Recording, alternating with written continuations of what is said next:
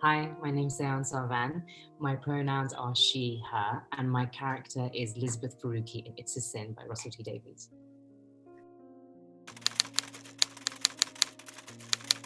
Yeah. The LGBT community was going through so much during that time. The 80s was a decade of state-sanctioned homophobia, and it was sanctioned from the highest places of our society. The government, police, tabloids, hospitals, religious organizations were being intensely homophobic to our community.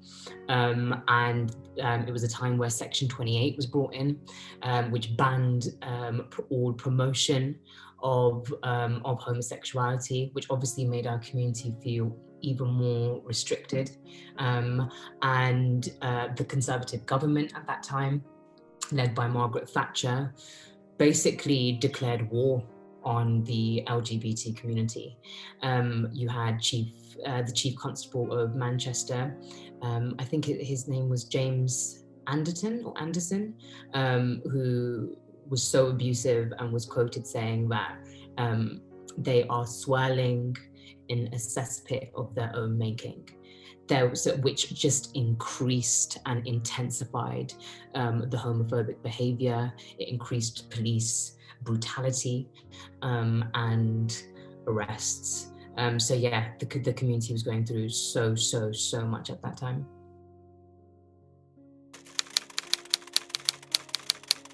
Oh my gosh, so much. By labeling it a gay disease, it vilified the gay community. And it increased the violence, and it blamed the gay community for it. And it ostracized the community. It was terrible. But also, by that happening, I think the best way for me to explain it is when I look at now, we're now living in a time where we have a virus, but the whole world has got together. Everybody's got together, right? All hospitals, all governments, everybody's got together to help because it's affecting us all. Back then, this virus was, and how the world was seeing it, predominantly affecting gay men. And then by calling it a gay plague, it's blaming the community that they have it, and then separating themselves and saying, okay, well, this is your fault. We don't agree with your views. This is your fault. You deal with it. We're not going to help you. And it led to, but I think that it also led to, I'm jumping to a question ahead. It also led to why it's so amazing to be part of the LGBT community.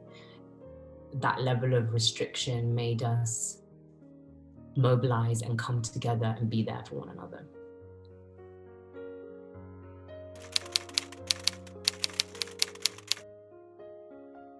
I think it's a sad contrast, because then if you had it, it was unfortunately a death sentence. That's how it was viewed. You would have 1 to 2 years.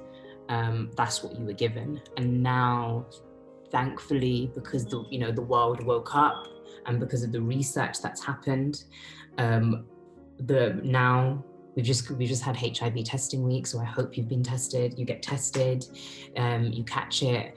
You catch it early. If you have it, you don't need to have that fear in you anymore, because of the medication that's available, and the advancements in science that we have. It means that you can live a long, happy and healthy life. And I was actually researching that when I was doing the show. Now, if you have it, you will most definitely live a long, happy and healthy life. And also another big contrast is that you now won't receive the stigma, or the same level of stigma that you would have received back then when you walked into the hospital. You see that in the show, of people hiding why they're there. You don't have that anymore. And I had met Professor Margaret Johnson when I was researching for the show, who created the first AIDS ward in this country in the 80s. And the facilities that they had, they just weren't there. There weren't enough beds. There weren't any nurses or doctors who wanted to work there. And now you won't face that. Now you won't be made to feel that you have to be locked away in a room. You'll be treated with love and compassion, as you deserve to be treated.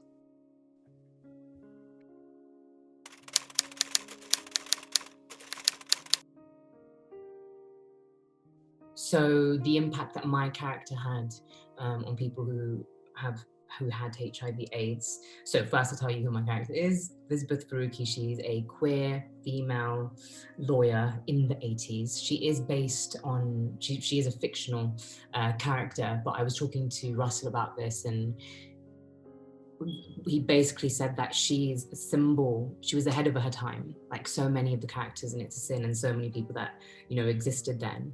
And she represents all the women doing great work. You see her come in and, you know, dust away the cobwebs from the hospital where, spoiler alert, that Collins, you know, is being kept, and the impact that she had and people like her had. So I'm talking about the lawyers, the activists, the doctors, the allies, is that she made sure that people were given their human rights and the equality that they deserved, and that we all deserve. At that time, people were, you know, being wrongly dismissed from their jobs. They were being evicted from their properties, and their partners that they were living with, their husbands, who, you know, even though it wasn't legal, but, you know, to them it's their husbands, it's their partners, were being evicted from their properties, weren't allowed to go to their funerals. So she was very much there working for that equality. And she's also a symbol, when I think about Elizabeth, she's also a symbol for the law reform that happened. So between, I think it's between 1999 and 2000, that's the quickest law reform that's ever happened in British history. And by 2003, I think this is really important for us to remember, 2003 marked the year where homosexuality was no longer a criminal offense, and that's not that long ago. So 2003, all previous laws that meant it was a criminal offense were finally scrapped, and she is definitely part of that.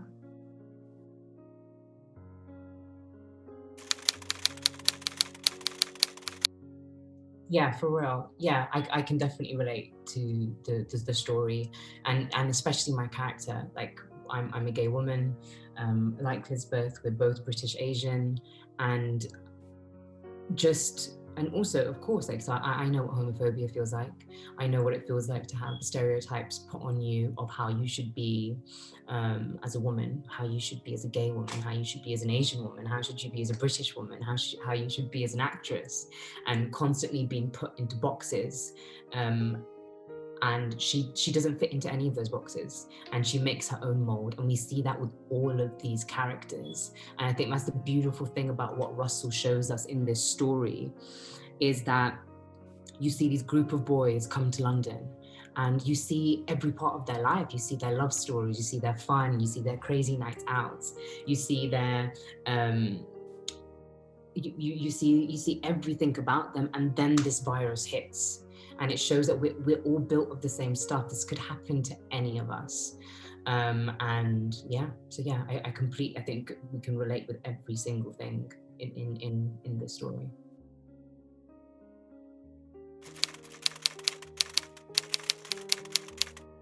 I would give you the same advice that I say to myself still, that you are beautiful, you are loved, you're perfect, you're unique.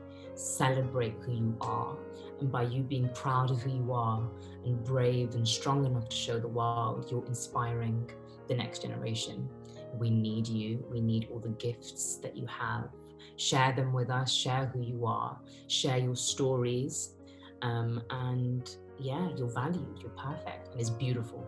It's beautiful, and love is love. I've always got to put that quote in, right, so people finally understand.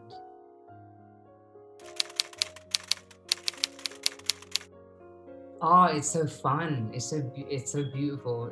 The amazing people that you meet, the diversity, the richness, the bravery. It's so brave to be who you are.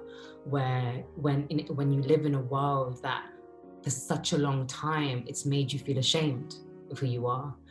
But no matter the shame, you still walk out the door every morning or every night, whenever you leave, and you're proud of who you are. I think that's I'm always inspired by the bravery, and how we have a community that's like a family, because like the show conveys we've had to be a family to each other. You choose your family, right? It's like a big, RuPaul thing as well.